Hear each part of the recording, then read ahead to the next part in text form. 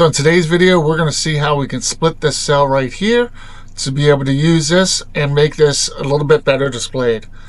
Let's get started. So here we have country and month. So we have month going across the top and then country coming down the side. So let's go ahead and type in month.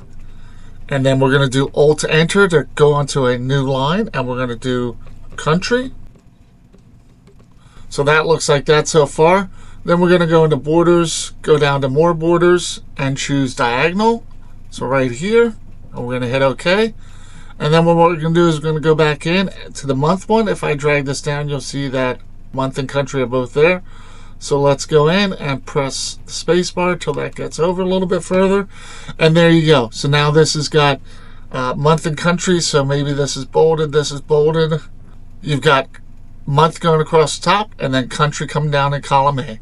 Thank you for watching. Please don't forget to like, subscribe, and comment. Please also share. Please go ahead and check out my other videos on my page. Have a great day.